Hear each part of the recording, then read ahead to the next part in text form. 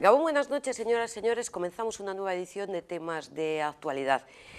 Hoy ponemos encima de la mesa la subida de la luz. Durante el mes de septiembre hemos pagado en la factura un 10% más que el mes de agosto, pero es que ya el mes de agosto pagamos un tanto por ciento más que el anterior, y es que llevamos encadenando subidas consecutivas. ¿Por qué sube la luz? ¿Cuáles son los factores que influyen? Sobre todo, ¿hay manera de frenarlo? Estas son algunas de las preguntas que vamos a formular a nuestros invitados, a los que vamos a presentar ya. En primer lugar, le damos las buenas noches a Koldo Navascues, el presidente de la Asociación de Consumidores Vascas. Gabón, muy buenas noches. Buenas noches. A su lado se encuentra Marisa Castro, de Ecologistas Marchant. Gabón, buenas noches. Gabón. Nos vamos al otro lado de la mesa para saludar a Xavier Garmendia, consultor en energía. Gabón, buenas noches. Gabón, buenas noches. Y finalmente a Leo Gago, analista del Grupo ASE. Gabón, también buenas noches. Buenas noches. Y a los cuatro, gracias por estar con nosotros. Como ya saben ustedes, formulamos una pregunta y luego iniciamos una tertulia porque seguramente ellos tienen cuestiones muy interesantes que aportarnos y que nos darán luz a este tema. ¿Por qué sube la luz? Koldo, para romper el hielo. ¿Por qué nos la suben, quieres decir? ¿Por qué nos la suben? Sí. ¿Por qué pagamos más? Bueno, el fijar el recibo de la luz o tratar de dar una explicación sobre la factura mensual que recibimos por el consumo de la luz es poco menos que inexplicable. Porque aunque podamos hablar de conceptos que más o menos todo el mundo puede entender, como son los peajes, y explicas, pero al final nadie sabe la fórmula que se utiliza para fijar cada uno de esos peajes que pagamos, ¿no? Tampoco tiene mucho sentido que sobre un impuesto se aplique otro impuesto, es decir, sobre el impuesto del IVA se aplica otro impuesto, el de energía, ¿no?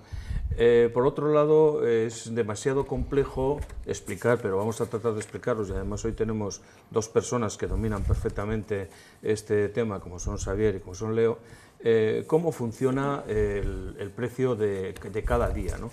Que se fija el día anterior en un supuesto formato de subasta en la que los que producen energía eléctrica ponen encima de la mesa lo que piensan producir mañana y a qué precio, y los que compran energía eléctrica ponen en la mesa lo que se supone que se va a demandar mañana, ¿no? Y además, curiosamente, por mucho que lo quieran pintar de distintos colores, son casi las mismas empresas las que ofrecen tanto la producción de energía eléctrica como las que ofrecen comprar, intermediarios financieros, etcétera, etcétera, ¿no? Y luego, dentro de esa complejidad, existe también, desde nuestro punto de vista, la perplejidad de cómo es posible que el último que entra a ofrecer producto fija el precio, ¿no? Por ejemplo, preguntabas por qué nos ha subido el precio. Pues curiosamente creo que en la última subasta, por lo menos de septiembre, me parece que fue el último que fijó el precio, es decir, el último que entró para cubrir las necesidades de consumo supuestos de mañana, creo que fueron las hidroeléctricas, es un ejemplo, ¿eh?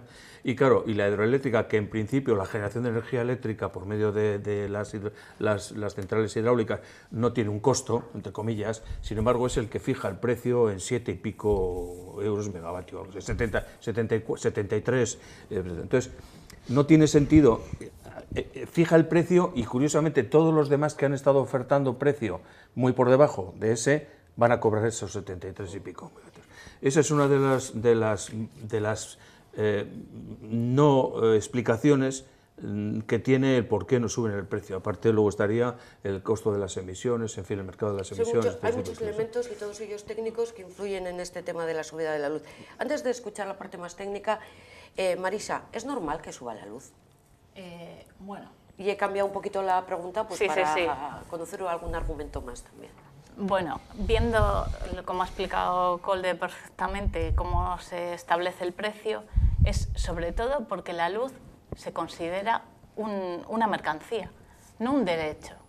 No tenemos un derecho que tengan que defender las administraciones, los gobiernos, que sea un derecho público, por lo menos un mínimo vital de energía. O sea, nosotros desde por la mañana, incluso por la noche, cuando estamos acostados, está funcionando el frigorífico. Entonces, estamos consumiendo electricidad, energía todo el tiempo, electricidad en particular, y en todo eso, ¿por qué eso no es un derecho?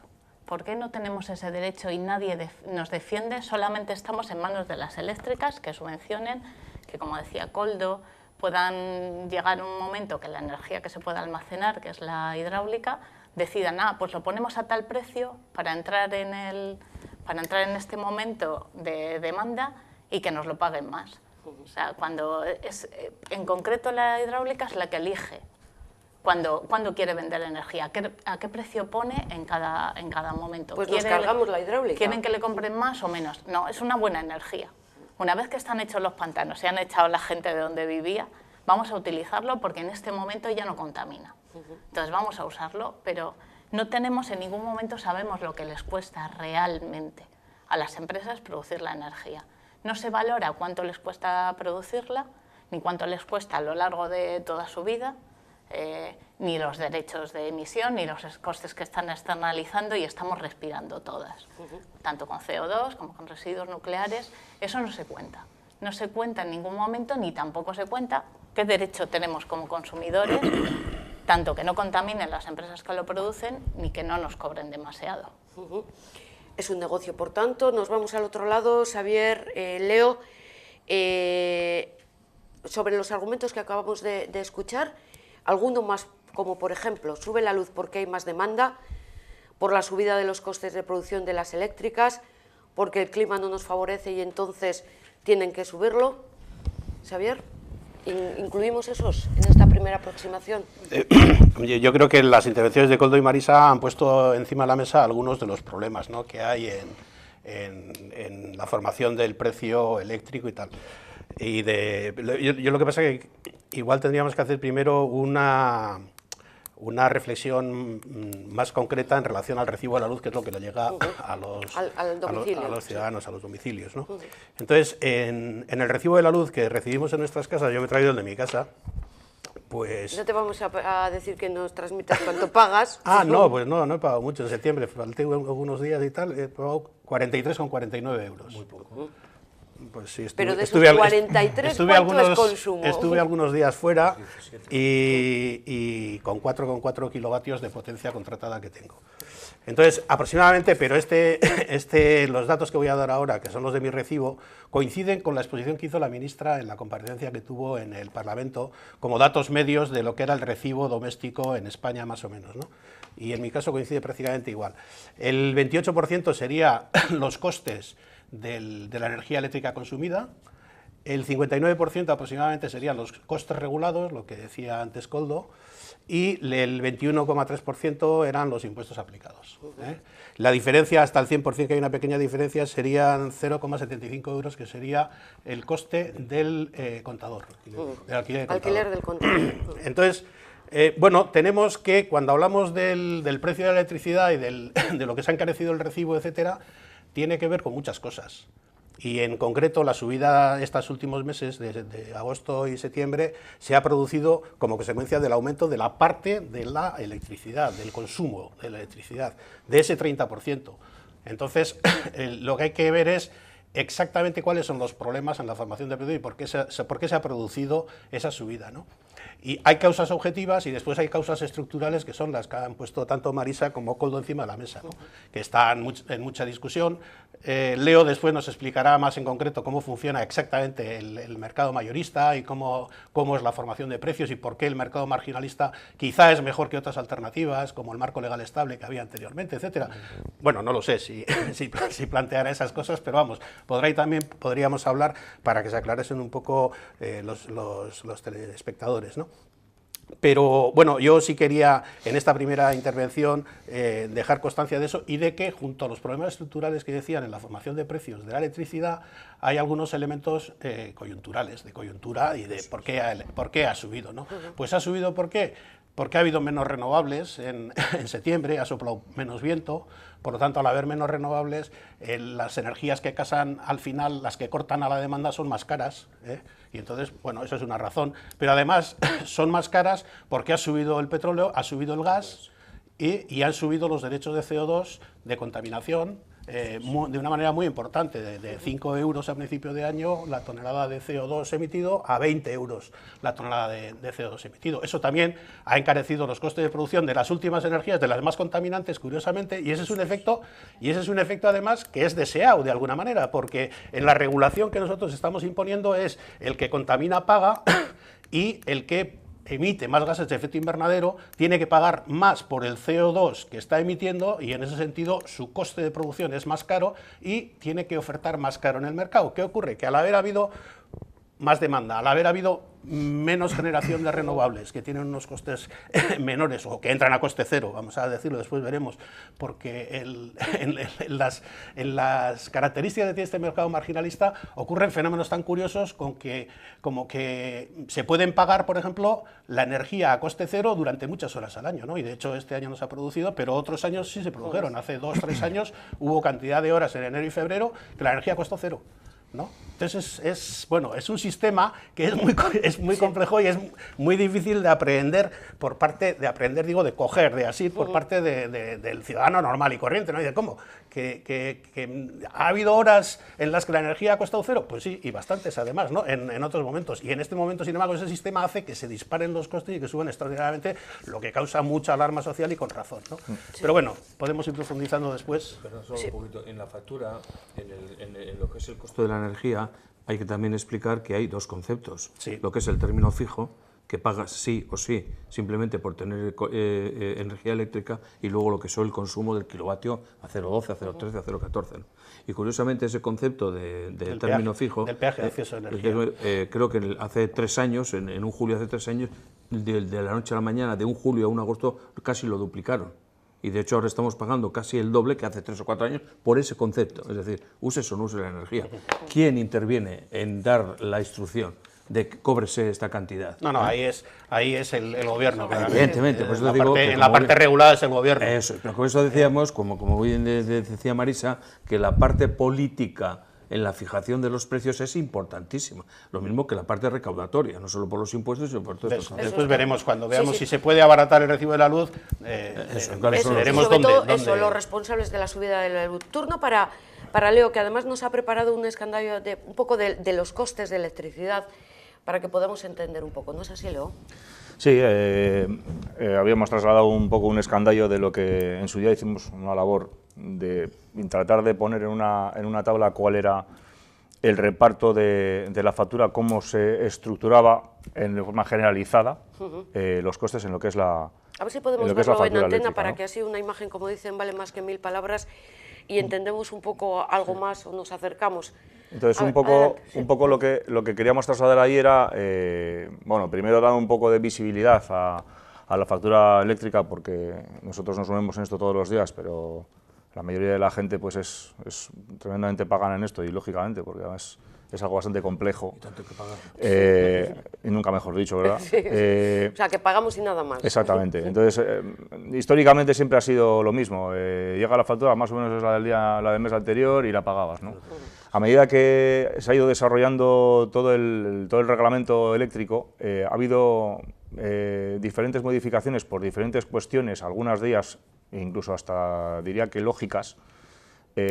La más potente de todas ellas fue en diciembre de 2013, hubo un momento en el mercado donde, eso sí que hay que decirlo claramente porque fue así, y de hecho judicialmente así se ha demostrado, que hubo un movimiento, perdón, sobre todo por parte de Iberdrola, de un encarecimiento del mercado bestial, que prácticamente se multiplicó por 2 en cuestión de 2 días, se mantuvo todo diciembre con los precios exageradísimos, y eso tuvo mucha influencia porque antaño, hasta ese año 2013, la forma de presentar o de plasmar el precio eléctrico en la factura doméstica, en lo que es la tarifa regulada, era por medio de unas subastas que se llaman subastas CESUR, que se hacían cada 3 meses. Entonces, aquellas subastas se realizaban el tercer martes de cada fin de trimestre.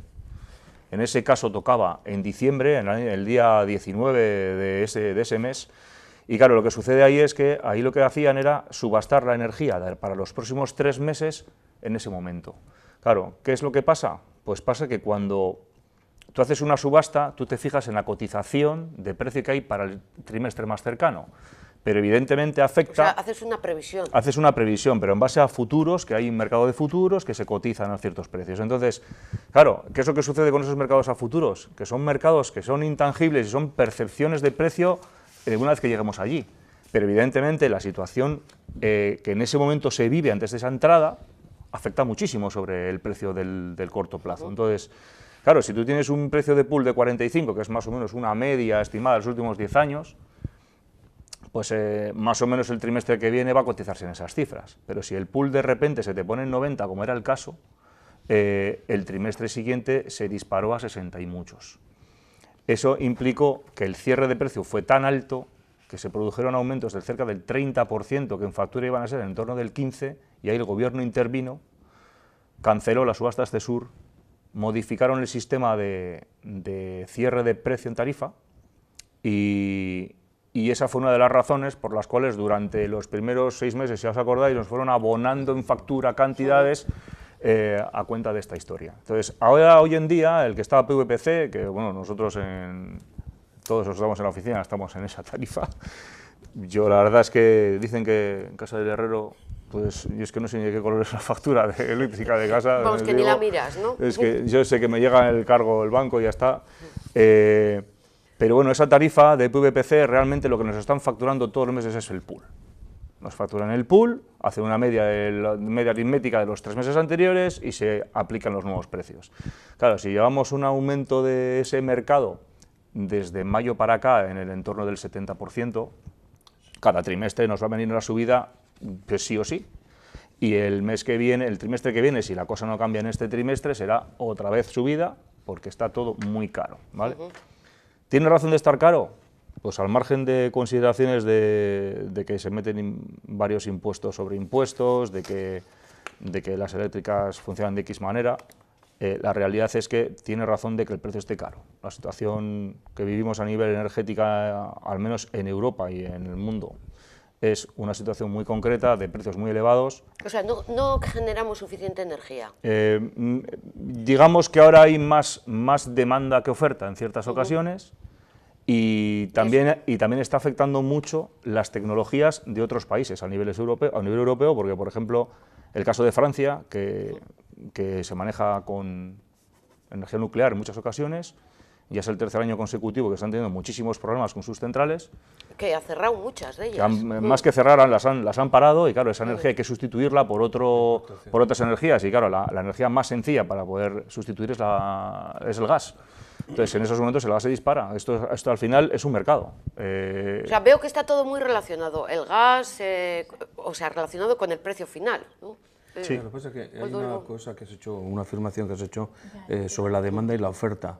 Sin embargo, España tiene una capacidad de producción 2,5 veces más que la máxima capacidad de consumo. Eso tampoco nos cuadra. O sea, quiere decirse que de todas las instalaciones que tenemos, podrían producir 140. ¿no? Hay 104.000 megavatios instalados. Y sin embargo, consumo son 43, 44, algo así, ¿no? Sí, pero eso hay que matizarlo. No, claro, sí, claro, no, pero los megavatios no son todos iguales. No, de acuerdo, pero un megavatio, por ejemplo, solo un pequeño apunte, un megavatio de nuclear o de carbón o de gas puede funcionar 8.000 horas al año, o 7.000. No, correcto. Y un megavatio de solar fotovoltaica funciona 1.800 horas al año, con lo cual un megavatio de lo que le llaman los del sector energía firme, equivale a 4 megavatios de energía fotovoltaica, ¿no? Entonces, esos decir que tenemos 104.000 megavatios instalados y que la punta no son son solo todos 43. de producción de todas las horas del día. Sin embargo, la capacidad instalada es mayor, supera con mucho el margen de seguridad que pudieras tener precisamente para que no haya interrumpibilidad, que por cierto también pagamos. Entonces, no parece que tiene mucho sentido, por ejemplo, que teniendo más que suficiente capacidad para las puntas de consumo, tengamos todavía que estar pagando a las eléctricas un concepto. Es decir, las centrales de ciclo combinado que están a un 20%, un 17%, un 25% de su capacidad de producción. O sea, es decir, 2016 un 10. ¿Qué industria, pero digo, qué industria, qué sector industrial es capaz de invertir en una instalación para estar funcionando solo el 17% o el 20%, ¿no? Entonces, ahí hay un fracaso de política de implantación X, que fue hace 15 años, 20 años, el convenio con el gas de Argel, lo que tú quieras, ¿no? Porque Argel es el 50% de las importaciones, ¿no? de gas, creo, más o menos, ¿no? Entonces, la dependencia, el problema nosotros no es si producimos mucha energía, claro que podemos producir muchísima. El problema es el costo que tiene la producción de energía, precisamente porque hay que basarse en agentes externos, ¿no? Y porque desde el año 2012 o algo así, la energía renovable está parada, quiere decir, las compensaciones que había para las implantaciones de energías renovables, Se solares, suspendieron, está sí, sí. paralizado. Entonces, en un país donde solo la energía renovable, teniendo en cuenta ese aspecto de no continuidad, podría suponer, ¿cuántas? 2, 3, 4 veces la capacidad de producción. Digo, si instaláramos todas las energías renovables que necesitamos. Por eso digo que el desequilibrio de la factura no viene a responder al desequilibrio estructural, porque eso es mucho más complejo y es mucho más difícil de entender, ¿no? Y vosotros, que sois expertos, lo sabéis mejor que nosotros, ¿no? Marisa.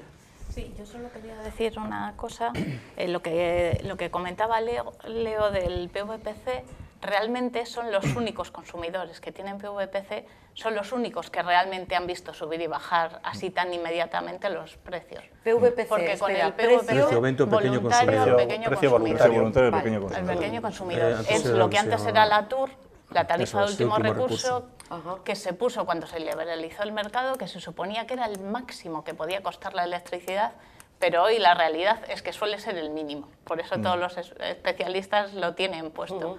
Y de hecho es el único que sí que va de acuerdo con el mercado horario. Otra cosa es que la factura nos pone en un promedio para que salga a la cuenta, pero son los únicos que realmente les cobran a tanto precio la energía que han consumido a tal hora. O sea, que son los que realmente tienen- los que tienen contadores digitales, contador digital Sí. y además Operativos, PVPC. sí, Sí. operativos. Sí. Pero la realidad es que son realmente los únicos que, sabiendo el mercado cómo va, que eso es más complicado y seguramente requerirías varios programas de estos, pero son los únicos que realmente pueden ver, la luz es barata a estas horas, voy a poner la lavadora hasta ahora. Sí, eso El es. resto, todo el mundo al final hacemos con las previsiones de las eléctricas que tenemos un precio más o menos fijo, que no nos van subiendo y bajando, como muchos nos suben cada mes o así, no es tal cual que nos haya subido realmente la factura por estos cambios, pero nos va a seguir Pero subiendo. realmente abarataríamos tanto la factura siguiendo, digamos, esos consejos de poner, ahora pon la lavadora a estas horas. Pues muchísimo, muchísimo, muchísimo. Sí. Pero lo que no puede ser es el único sector... Abarataríamos, yo muchísimo, Bueno, no. abarataríamos. Pero- Teniendo en cuenta que de la factura solo el 30%... Por eso, porque, Teniendo en cuenta porque el eso, coste de la teniendo energía en solo cuenta es el eso. 30%. Pero es que es curioso entonces- porque es el único sector que se escapa de la regulación y de las leyes de protección del consumidor. Es decir, el Efectivamente. consumidor tiene que saber, antes de la compra o de un servicio, qué es lo que le va a costar el producto. Siempre, en todos los sectores, excepto en la energía eléctrica. No, o sea que eso es físicamente imposible, ¿no? No, En pero el en Estado podía fijar en el precio de venta al pequeño consumidor, podía fijar un precio trimestral del precio por kilovatio, teniendo en cuenta, pues fíjate que si no tienen información las eléctricas y el gobierno y red eléctrica y todo, de cuáles son las previsiones, y se van a equivocar en un 0,00001. O sea, se podía fijar el precio y decir, pues sí, me interesa, o sea, y sé el precio que va a pagar. Sin embargo, nunca sabes el precio que vas. Estás sujeto a eso, que acaba de caer una noticia, mañana va a subir, ¡ay, va, Dios! ¿Y por qué va a subir? Claro, si hoy o ayer o antes de ayer ha habido el mismo sol, el mismo agua, el mismo no sé qué tal y cual, o sea, que parece que la producción de energía eléctrica no está sujeta a un cambio de un día para otro, ¿no? Pero Yo, por ejemplo, estoy en una terraza, así hablando en plan de calle, y hablamos, ha subido el precio de la luz, y entonces digo, joder, la culpa la tienen las eléctricas que se quieren forrar. O digo, la culpa la tiene el gobierno que nos ha metido un montón de impuestos. no es lo mismo. ¿Con qué estoy acertando?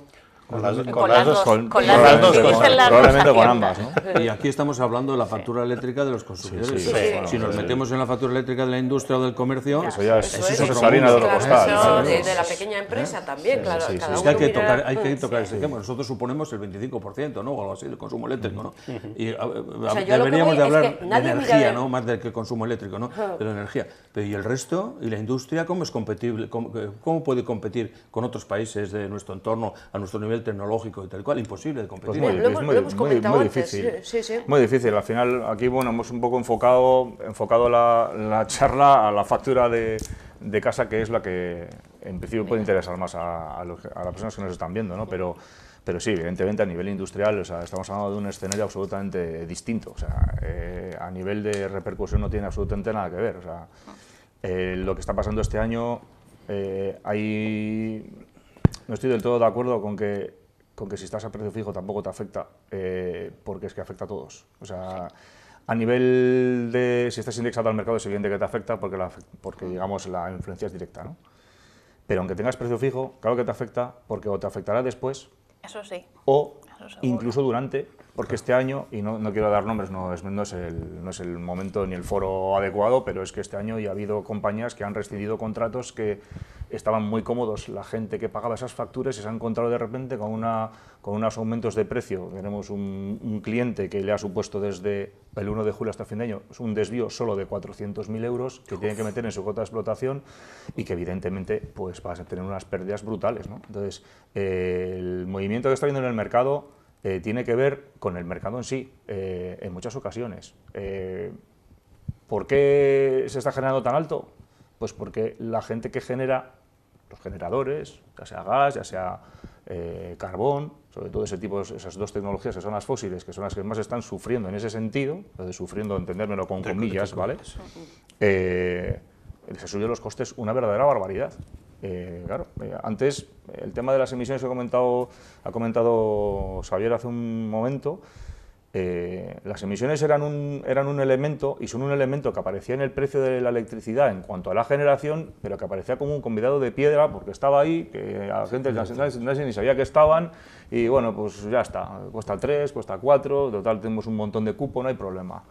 Claro, de repente alguien que genera con gas, que tiene que pagar emisiones, porque cuando una planta de generación de gas entra en funcionamiento, se pasa de los cupos asignados, se encuentra que tiene que ir al mercado a comprar lo que le costaba 5, a pagar hasta 25, llegó a costar el 11 de septiembre de este mes. Entonces, es evidente que eso va a afectar sobre el coste. Es evidente que va a afectar sobre el coste que si el gas en febrero nos costaba 16 en euros el megavatio hora en TTF europeo, ahora está en 29. Es evidente que eso nos va a costar y se iba a aplicar sobre la factura, ¿no? Lo que es más difícilmente entendible, por una parte técnica tiene explicación, pero digamos que a nivel de calle no tiene mucho sentido, es que digan, vale, que el gas cierre a 65 o a 70 lo puedo entender, pero ¿cómo puede cerrar el agua a 75? La razón de que el agua cierre a 75, o sea, la que cierre sin más, tiene una explicación técnica, y es que por cómo se conforman los precios diarios, realmente el cierre de precio de pool es un mercadeo que existe entre aquellos que quieren comprar y otros que quieren vender. Son ¿vale? los mismos. A ver, algunos son del mismo grupo empresarial y otros no, hay de todo, ¿vale? No tienen por qué ser los mismos, pero hay de todo. Entonces, realmente cuando alguien entra a comprar, está diferenciado en dos tipos de compradores o dos tipos de vendedores. Los que son marginalistas, que eso implica que van a estar en el cierre del precio, y los que no lo son.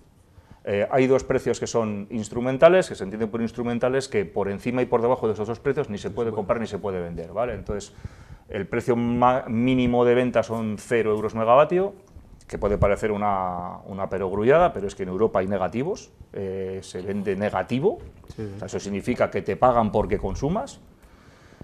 Pues por ejemplo en Alemania, en Francia hay momentos muy puntuales en los que les cuesta más deshacerse de su materia prima que pagártelo y que lo fundas, ¿no?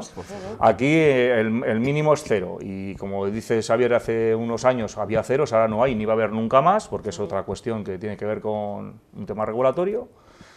Y como máximo se puede vender a 180. Nosotros 0 hemos visto, 180 yo no he visto nunca, porque 180 es un canicazo espectacular. Pero sí que ha habido valores de 125, 130, que es exagerado. Esta semana pasada, con el problema que ha habido en Bélgica de nucleares, se han cerrado hasta 450 euros megavatio una semana. Entonces, esos valores están así. Entonces, ¿qué sucede? Pues que los no marginalistas lo que tienen que asegurarse, porque hay un concepto muy importante, que cuando me toca ir a dar una charla a clientes, insisto mucho en el asunto. Toda la energía que se genera, o sea, que se consume en España, toda, ya sea un precio fijo o no lo sea, tiene que pasar obligatoriamente por el pool. Es obligatorio que todas las operaciones se casen ahí. Con lo cual, si alguien Pero eso tiene... es porque ellos se lo guisan, ellos se lo comen. No es porque el sistema eléctrico es así, funciona de esa manera. Entonces, todo tiene que hacerse físico en el pool. Tú puedes tener un precio fijo a un año vista, esos son todo contratos financieros, contratos bancarios, ahí no pinta nadie nada, o sea, realmente son puro papel. Entonces, cuando llega el momento de la entrega física de esa energía, hay que pasar por el pool, porque es el pool al día siguiente el que te da esa energía. Entonces, claro, realmente si nosotros tenemos unos precios cerrados a muy largo plazo, si el único objetivo que tienes tú o tu obligación es tener que vender esa energía y tienes que comprar en el pool, como el orden de prelación de entrada es el que oferta más caro, es el que quiere comprar más caro, es el que primero entra, pues lo que pide es que yo te compro todo a 180. Claro. ¿Para qué? No quiere pagar 180, pero como se tiene que asegurar que su energía la tiene, pues ofrece 180 y entra primero. Pero el que lo compra, ¿quién es? ¿Un gobierno? Pues mira, el caso más Una ejemplo más financiera, claro, puede el ejemplo más claro de quién compra esas cifras es el que nos vende la luz a casa en la tarifa regulada. O sea, Iberdrola, último recurso, no sé cómo se llama ahora. Iberdrola, comercialización de último recurso, pues es que tiene 5.000 nombres. Con eso Pues, lo que O sea, va al pool. ellos van al pool a comprar energía tienen que garantizar a lo la que energía sea, que van a a lo vender. que sea, porque a ellos el precio, el ministerio les dice qué precio va a aplicar en función de esas revisiones que hay y ya está. Lo que quiere es la energía. ¿A qué precio salga? Le da exactamente igual. Porque luego ya me encargaré yo de cobrarla. Exacto, claro, ¿vale? de tener Lo mismo beneficio. sucede por la parte de abajo los vendedores. Un eólico, que es el caso más claro porque es el más barato que hay, al margen de los nucleares, que es el más barato, pero por otras cuestiones, pues ellos lo que se tienen que asegurar es entrar. Entonces, ofertan lo más barato que pueden para asegurarse que una vez que generan, porque el viento está cuando está, pues pueden entrar. ¿vale? puedan vender y Entonces, todo. esos son tecnologías vendedoras, compradores no marginalistas, no afectan sobre el precio final. ¿Quiénes afectan sobre el precio final? Pues a medida que ya no da igual a qué precio compras, ni ya no da igual a qué precio vendas, cuando se junta la demanda con la compra, ese precio se cierra. Y esos ajustes finales son muy finos y muy pequeños. Y la tecnología que mejor se ajusta, o que prácticamente puede ajustarse casi automáticamente a esos cierres, es la hidráulica. Porque casi es un botón de abro-cierro. Eso es. Una planta de carbón no puede hacer eso porque tiene rampas de los de procesos funcionamiento de de aerocerraje horas. son más- Tiene mucha inercia. Entonces, pero la para ponerse en hidroeléctrica marcha. ahora está carísima, ¿no? Está Por eso, carísima por lo que te está porque, diciendo. realmente al final son empresas con afán de lucro como una casa y lo que buscan es la mayor rentabilidad posible. Entonces, en el caso de, aquí sí que digo el nombre porque es que está en boca de todos, en este caso Iberdrola tiene la suerte de tener todas las tecnologías posibles en el mix de generación. Entonces hace lo que le da la gana a la hora de hacer el precio. Entonces cuando ve que el precio del gas se dispara, encima tiene la fortuna, aunque es una fortuna para todos porque es un bien absolutamente necesario, que nos ha caído agua para 3 arcas de Noé, pues tienen agua para hacer lo que quieran y están sacando unos rendimientos bestiales con unos precios exagerados. Hablamos de monopolio ahí, ¿no? No es un monopolio, pero sí es un mercado tremendamente dirigido. O sea, la generación centralizada, que es lo que hay, entre Endesa y Iberdrola tienen el control del 75% de la generación, hacen prácticamente lo que quieren con el mercado. Entonces, ahí, digamos, regulatoriamente, el gobierno puede hacer poco, porque lo que ha dicho aquí el otro día la ministra, de que reducía o quitaba el impuesto del 7%, Suspensión del 7% a la generación eléctrica. pues está muy bien, pero es que el 7% del 22% que tenemos en la factura, es que es algo que realmente las eléctricas pueden quitar o no. Porque dicen, vale, me va a costar menos, pues hágalo más, ¿por qué lo voy a tener que O quitar? sea, que no es un quitar el No, 7% no. del total de la No, factura, de la factura, sino del no. 20%. Es parcialmente. No, es que era un impuesto a la generación y no aparecía en factura, sino que aparece en el precio de la electricidad. Entonces, las eléctricas pueden quitarlo o no. Lo mismo que ha pasado con el IVA de esto, que cuando se subió el IVA del cine, todo el mundo puso el grito en el cielo y cuando se ha bajado el IVA del cine, resulta que no todos han bajado el IVA. Ahora han mantenido el precio. Han mantenido Claro. el precio, ¿no? Y a ganar más. Ese Y diferencial se queda. bueno, es lo que ocurre un poco con estas cosas, ¿no? No, sigue. No, yo de Leo. todas formas, perdón, tenemos un malo de la película, que es la eléctrica, tenemos otro malo de la película, que es el gobierno, y no hay más, o sea, queda reducido a eso. Lo digo porque el gobierno pues, ha metido un IVA del 21% que podría hacer, como decía Xavier, rebajar el IVA como hizo con el IVA cultural y pagaríamos menos, ¿o no? Bueno, yo diría que hay un tercer enemigo ahí, o malo de la película, que es el propio mercado en sí, que es una realidad. O sea, esto está súper caro y es una realidad. O sea, la liberación del mercado en España con dos líderes con casi el 80% del negocio en sus manos y el resto distribuido entre otros muchos operadores, es fácilmente entendible que tengan multas, como han tenido recientemente, precisamente por incumplir las propias normas del mercado, ¿no? Es muy fácil para ellos abrir o cerrar una tecnología, les da igual, siempre y cuando lo que abran o cierren les produce beneficios. ¿Están pensando en ti o en mí? No. están pensando precisamente en un negocio rapidito y limpio. Eso es. Y además no son futuros, ni son tecnologías financieras, no, es muy sencillo. Abro agua, cierro agua, abro carbón, cierro gas, abro esto, lo que sea. Y eso no es sostenible. Claro, la política energética es errónea, yo creo, y errática desde hace muchos años, porque por un lado, si cogemos los ejemplos de otros países donde la energía renovable cada vez va cogiendo cuerpo, aquí no es así. Claro, también tenemos países raritos como Alemania, donde todavía la producción de energía por medio del carbón es importantísima, ¿no? Pero claro, ellos tienen carbón a exportar, ¿no? Entonces parece que desde el punto de vista contaminante no les importa pagar la cuota correspondiente de la contaminación, cosa que aquí, como dependemos, no se puede. Pero es importante, para calificar también un poco ya la factura, es decir, detallemos, nosotros cada vez que hemos hablado con el Ministerio, en reuniones a nivel estatal, siempre le decimos lo mismo. No, pues está muy claro la factura. Digo, no, mire, no está nada de claro. Usted dígame por qué tenemos que pagar el déficit de Ceuta y Melilla. Si eso es un déficit, métalo usted en los presupuestos generales. O sea, ¿por qué lo vamos a tener que pagar los consumidores de energía eléctrica, ¿no? Eléctrica y del gas, ¿no? Y otros peajes, el déficit tarifario. Claro, el déficit tarifario es un déficit muy fácil de cuantificar, ¿no? O sea, en economía, vamos, en matemáticas, sumar, restar y dividir, vamos, y ya está, ¿no? Y sin embargo, nadie es capaz de darnos razón de por qué debemos 28.000 millones o 32.000 millones, no sé cuántos millones, que evidentemente ahora ha desaparecido el criterio, pero es un crédito que tenemos que estar pagando años y años y años, ¿no? Y nadie nos ha explicado, a los consumidores, nadie nos ha explicado de dónde viene la cuestión del déficit tarifario, ¿no? Las primas a las energías renovables, ¿no?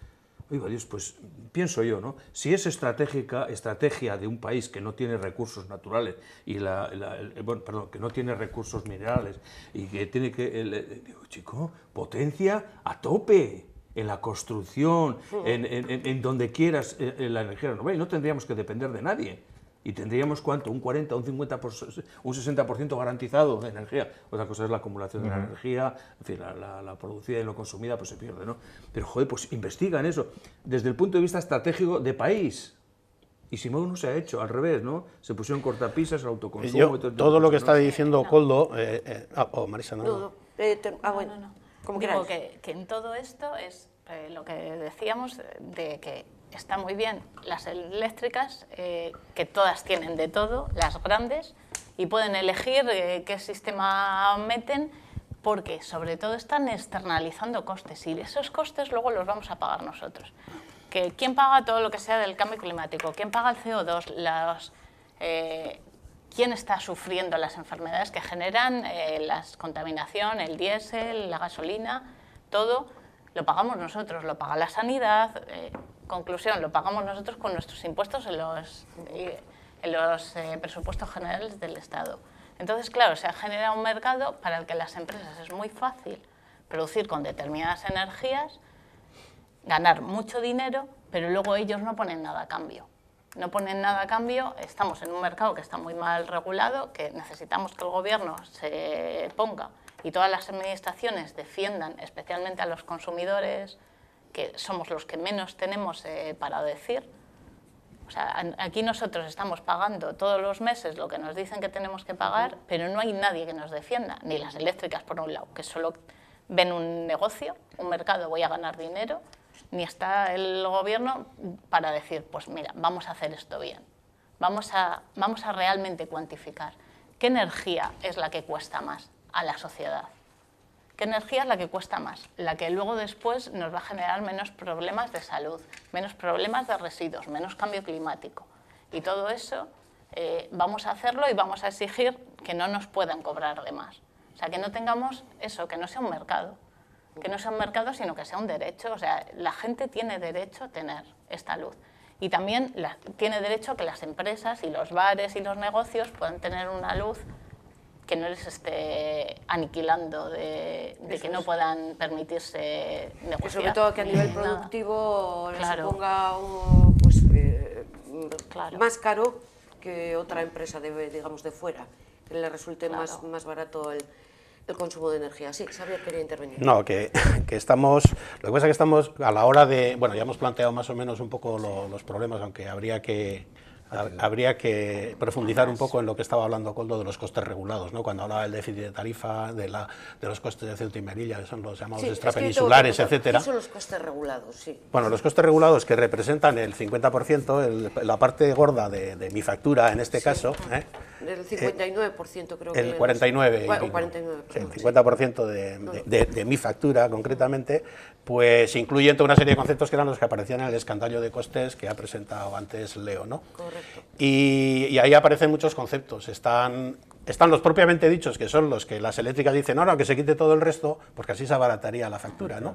¿Y cuáles son los propiamente dichos que tendrían por derecho que aparecer ahí? Y quizá los únicos, que son los que dicen las eléctricas, son los costes de transporte y los costes de distribución. La energía se produce en centrales, de manera hasta ahora muy centralizada, en el futuro cada vez de manera más descentralizada, pero el sistema eléctrico es una red que está interconectada y tiene redes, tienen líneas de alta tensión, tienen líneas de media, de baja tensión, tienen líneas de distribución, y eso tiene unos costes de inversión, tiene unos costes de mantenimiento y hay que pagarlo y tal, ¿no?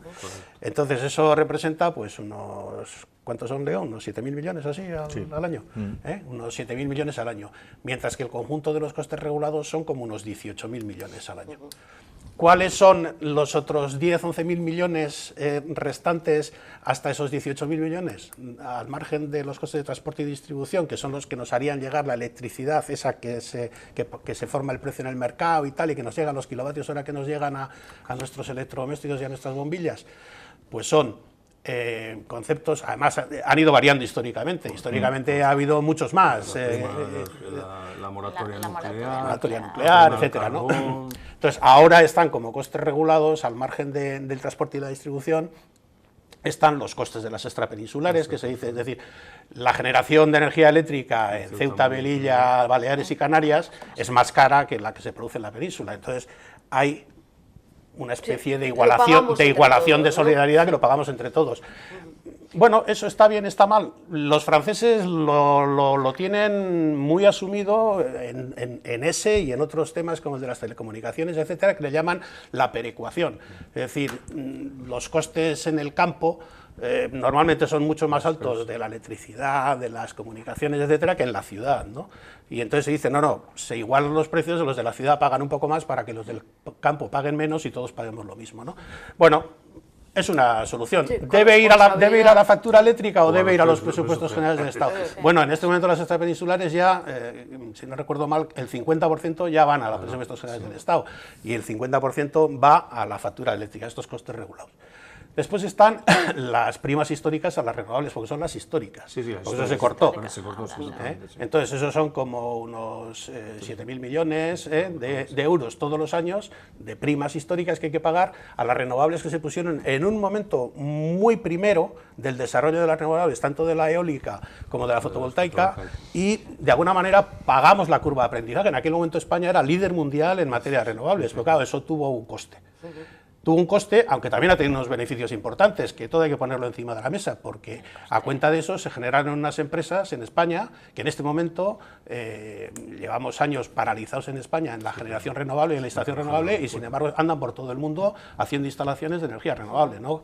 Tenemos el caso típico aquí de la eólica, es Gamesa, ¿no? Como una empresa importante que surge al albur de ese marco retributivo, etcétera, ¿no? Pero eso nos ha dejado una deuda histórica de unos 7.000 millones de euros al año que vamos a tener que ir pagando durante los próximos 20 o 25 años, ¿no? Ya está, Después tenemos 3.000 millones de euros adicionales que son el llamado déficit de tarifa. ¿Esto qué es? Pues que fuimos generando durante muchos años porque el gobierno intervino de alguna manera en el tope de precios que se podían cobrar y se fue generando un déficit porque la energía teóricamente que consumíamos era más cara de lo que estábamos pagando. Eso tiene muchos matices, ¿eh? O sea, eso es lo que no sabíamos, que al encender la luz estábamos pagando un crédito.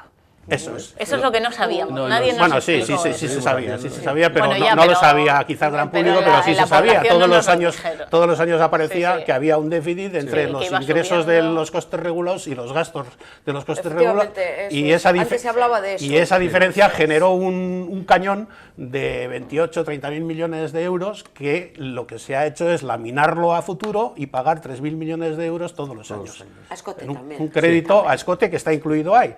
Y después hay pequeñas minucias, como ya son, pues, por Claro, ejemplo, claro. el tema de la interrumpibilidad, del que hay mucho que hablar, de los Que grandes nunca- que consumidores de realmente energía nos eléctrica. Redondeamos, ya total, Que redondeamos yo un soy, bueno, soy muy crítico con ese tema, ¿no? Porque no tiene la señora María por qué pagarle al fabricante de aluminio o al fabricante de cobre o al fabricante de acero, con esto tiene, parado. tiene que pagarle por un servicio que además históricamente no ha dado.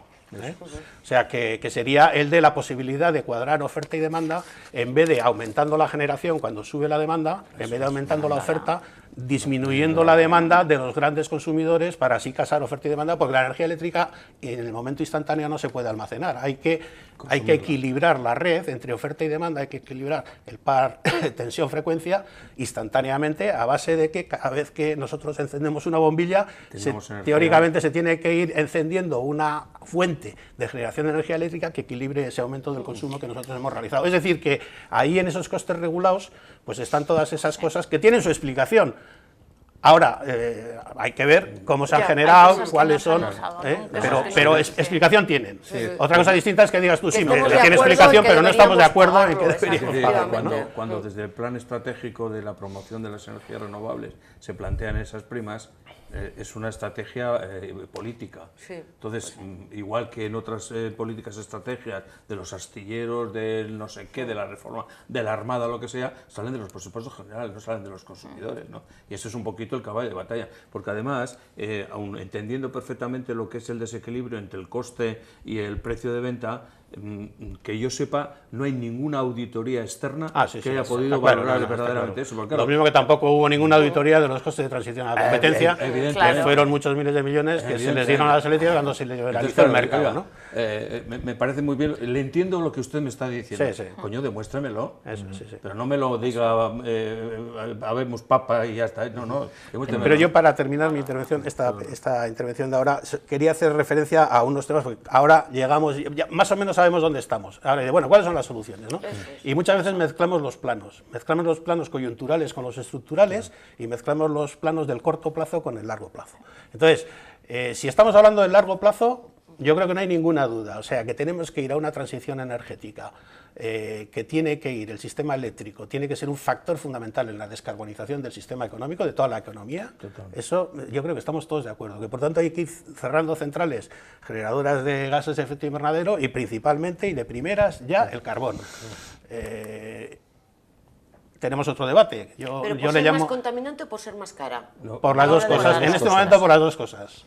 Porque y además, teóricamente, si queremos efectivamente que Europa en su conjunto esté alineada en el cumplimiento de los acuerdos de París, pues vamos a tener que ese impuesto CO2, que ahora que hasta llegado a estar a 25 euros la tonelada de CO2 emitido, que ahora está a 20, pues igual hay que ponerlo a 50 o a 60 o a 80 o a 100, para que de alguna manera, es que ya las centrales de carbón están fuera de mercado ya. O sea, en este momento no solo es que sean muy contaminantes, sino que ya están fuera de mercado.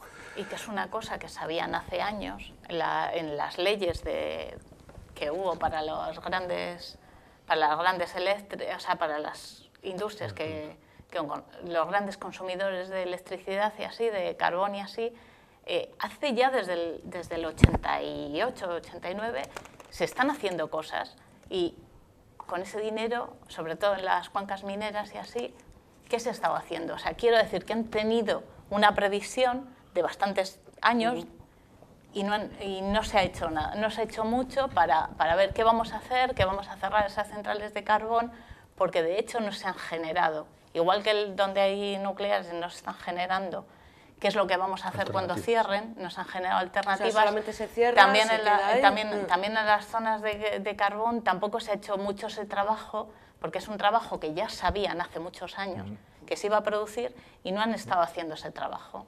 Y sin ¿De embargo, qué vamos a hacer con las cuencas mineras? Sin embargo, y con se han las metido centrales? cantidades ingentes de dinero. De dinero, o sea, Cantidades se han metido ingentes de muchos dinero. millones Lo de que pasa es que la reconversión de esas zonas, un pequeño paréntesis, no es nada fácil. Te hablo como responsable con una cierta experiencia en materia de política industrial, ¿no? Es muy complicado hacer desde los gobiernos, plantear y tal, porque ni tan siquiera los polos de desarrollo en países totalitarios o de economía planificada, tanto los del este como en este caso la España franquista, fueron capaces de dar solución a unos problemas de industrialización en condiciones viables, ¿no? Con mercados cautivos, en régimen de autarquía, con protección arancelaria, etcétera, pues pueden plantear industrias no competitivas en un determinado sitio, pero en cuanto eso se liberaliza, se abren las fronteras y tienes que estar sometido a la competencia internacional, todo eso se desmantela. Es muy complicado hacer cosas y, de hecho, no solo en España, sino en muy pocas regiones que conozca yo, se han dado reconversiones de esa naturaleza con éxito. O sea, tú vas a las zonas del norte de Francia, a las zonas carboníferas y del acero en el norte de Francia, en Bélgica, tú vas a Lieja y aquello es un... a la gente sí, o claro, a generar nuevos negocios, nuevas empresas, nuevas actividades, nuevas actividades económicas industriales, que esto yo solo conozco, bueno, hay algunos más, pero vamos, un caso de éxito, por ejemplo, es Maastricht, que es la región de Maastricht, ¿no?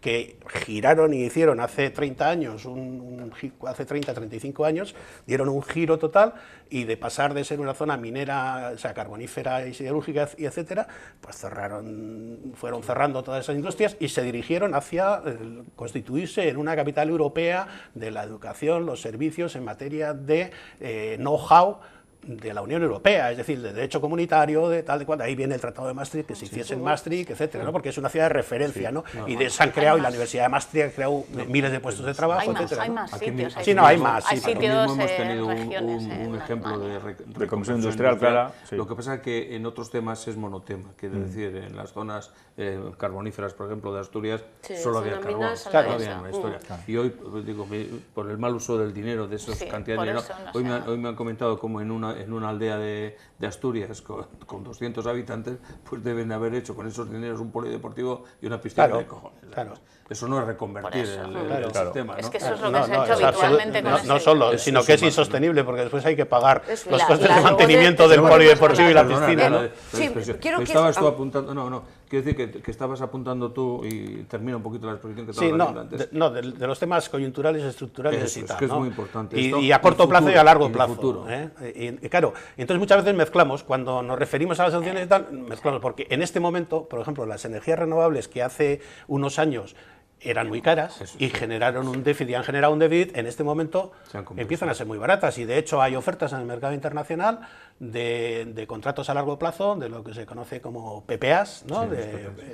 Power Purchase Agreements, contratos de compra a largo plazo, de energía a largo plazo, en los que alguien pone una central fotovoltaica, pues imaginemos grande, de 100 megavatios, y tenemos un cliente, un comprador que le compra toda esa energía a largo plazo, que puede ser o bien la administración eléctrica estatal, o bien puede ser un negocio, un municipio, o una empresa, o una minera, etcétera, que le compra esa energía y se está comprando por precios por debajo de los 30 euros megavatio hora, mientras que aquí en este momento estamos pagando a 75 euros megavatio hora, por lo tanto ya las energías renovables, concretamente la fotovoltaica, empieza a ser muy competitiva. Lo mismo pasa con la eólica, ¿no? En este momento está con unos precios de generación bastante por debajo de los 75 euros megavatio hora, con lo cual el futuro, si vamos sustituyendo energías contaminantes por energías renovables, no solo va a ser un futuro más limpio, sino que va a ser un futuro más barato. Lo que pasa es que estamos aquí y ahora, y el futuro es un futuro que empieza a partir de dentro de 4, 5 o 6 años. Comenzado sobre el año 89, cuando ya se hablaba, por ejemplo, del cierre.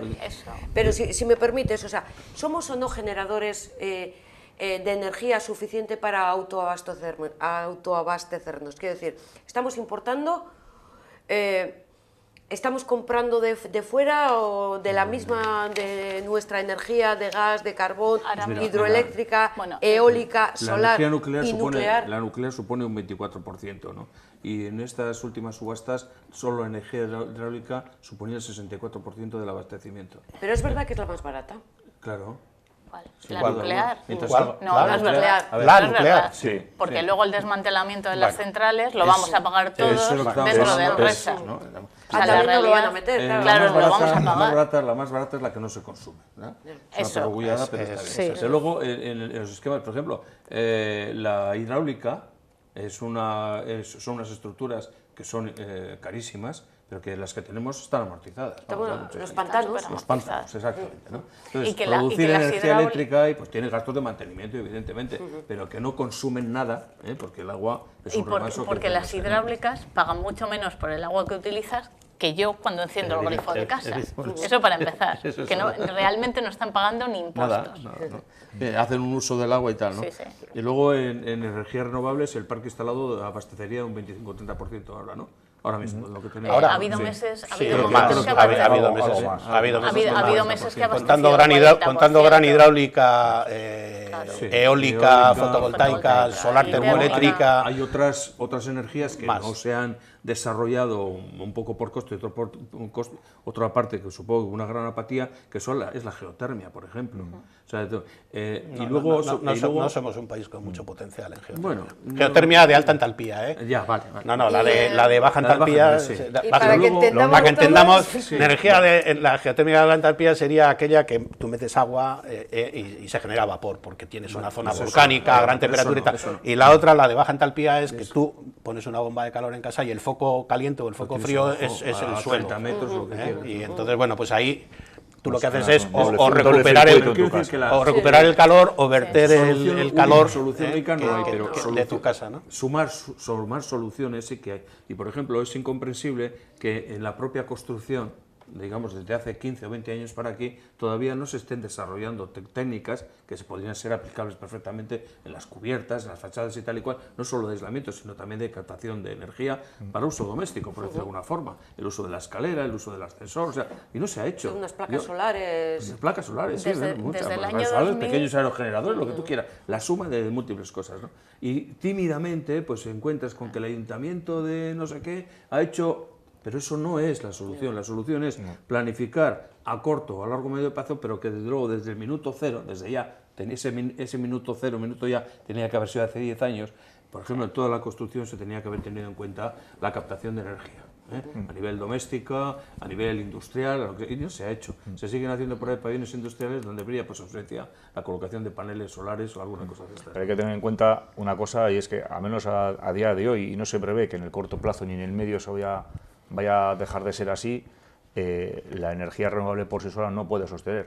O sea, es una realidad que, aunque a algunos les cueste creer, es así. O sea, no puede sostener solamente ellos el sistema. Y tal y como está el mercado, la estructura del mercado eléctrico en sí, mientras haya hueco térmico, que el hueco térmico se entiende aquel que existe entre la generación, digamos, renovable y la demanda que el mercado necesita, ese hueco térmico lo van a cubrir energías fósiles, y si el mercado se encarece como ahora, nos vamos a comer un precio alto sí o sí, y punto. Es que es lo que hay. O sea, realmente esto es lo que hay. Y ahora, ¿qué soluciones se pueden plantear? Pues es bastante complejo. Es bastante complejo porque, y la persona que tengo a mi derecha lo sabe bastante mejor que yo, a nivel político, cuando llega alguien a un puesto, proyectos más allá de 3 años, eso es una puñetera locura. Y a ver, no sé de qué me estás hablando, o sea, eso no se puede plantear en ningún lado.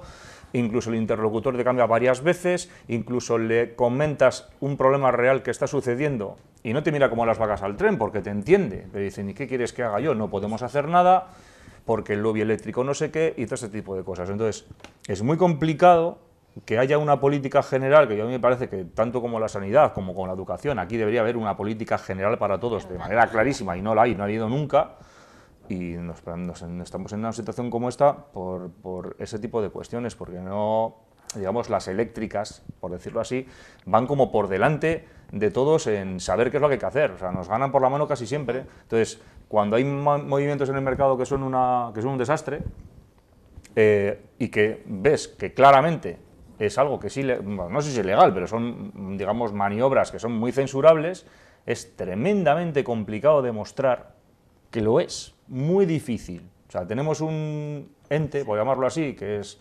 CNMC, la antigua CNE, que se supone que es la que, y digo se supone con toda la definición de la palabra, que es la que defiende al consumidor, y hay veces que digo, ¿a quién demonios defiende? Porque es que realmente te encuentras muy indefenso ante muchas situaciones, Por ejemplo, ese diciembre de 2013 que hemos comentado antes, judicialmente a Iberdrola le han metido una penalización de 25 millones de euros, que además que a mí me parece incluso hasta de risa, cuando el beneficio fue una barbaridad impresionante.